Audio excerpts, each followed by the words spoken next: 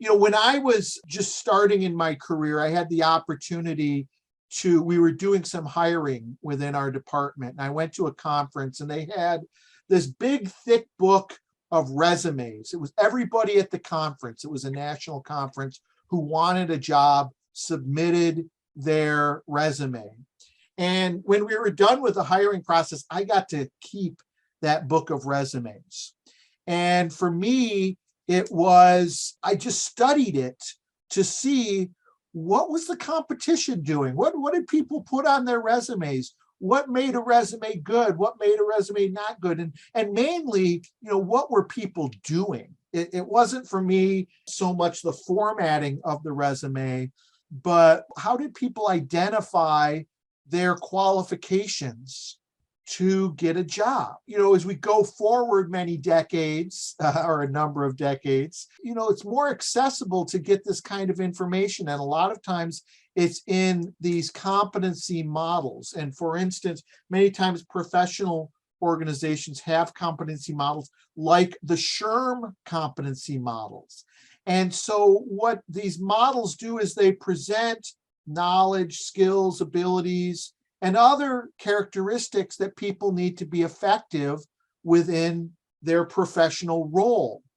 And in the SHRM competency model, there's 9 competencies, and I'll just present each of them briefly. You can drill down in those competencies. They've got kind of broad clusters, then kind of middle clusters, and then more specific behaviors and proficiencies. And what I find very beneficial about the SHRM competency model, and a number of different competency models have this, is they break it down for jobs or roles in different career levels, whether you're early career, mid-level, senior level, or executive level. When I had that big book of resumes, what I tried to do is say, okay, these are the types of things that people are doing that make them impressive. How do I angle myself to get that experience in my career? And again, it's about being proactive. It's about putting yourself in the right place. They say it's not what you know, but who you know. But really, that's not the whole equation, because who you know determines what you know and what opportunities you have to get involved in things. And so being connected to a high-ranking HR person gives you the opportunity to say, hey, I'm really interested in that project. Could I be a part of that?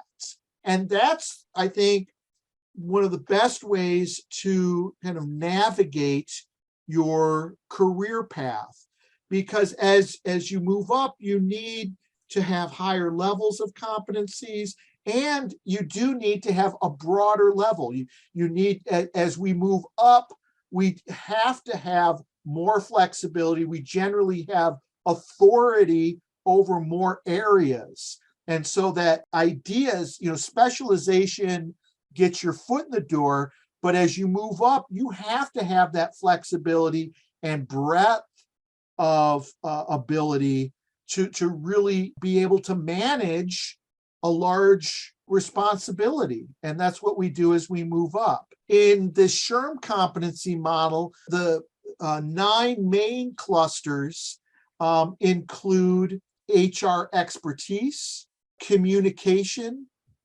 relationship management, global and cultural effectiveness is like the DEI, business acumen, critical evaluation, which is like critical thinking and research, consultation, leadership and navigation, and ethical practice. And again, if you're not in HR, it's very likely that they have, a similar competency model in another type of role, whether you're in operations or accounting or finance. There are professional organizations, and many times they have these types of competency models. Now, again, what I really love about this SHRM competency model is that it breaks it down in terms of what should you be doing, what should you be proficient at different levels. So early in your career in HR, it's about really executing the basic transactions. Okay, you might be,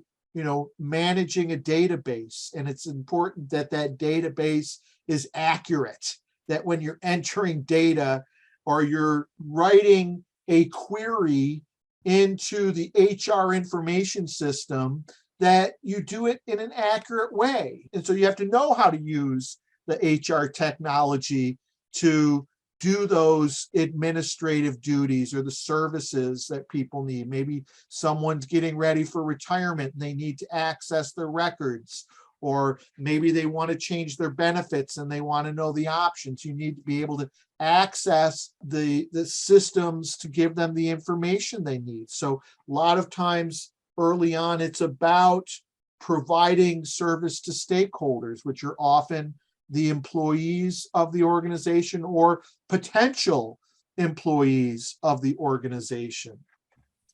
As we advance in HR, there's, responsibilities that bring, a higher level of responsibility, things like conducting investigations.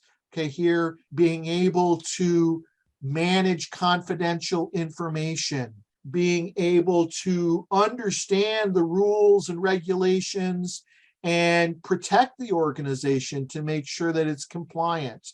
And then also being able to communicate with senior leadership about this. Now, what I've done here, this is just a sampling of what is in the broader competency model. But again, if you were, let's say, at that early level and you wanted to advance to the mid-level, one way I would say is, hey, look at what those proficiencies are and find a way to get in a stretch assignment and say, hey, I want some experience doing this. Can I help doing that? And again, if you're in a starting role, sometimes you have to really take the initiative to ask for that. And I know that's something, that I did that always benefited me, was to not be shy and say, hey, that looks neat.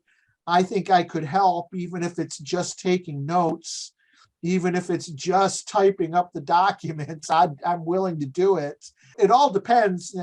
I guess I've probably been fortunate to have great supervisors, but I think that's only part of the equation. You have to take initiative.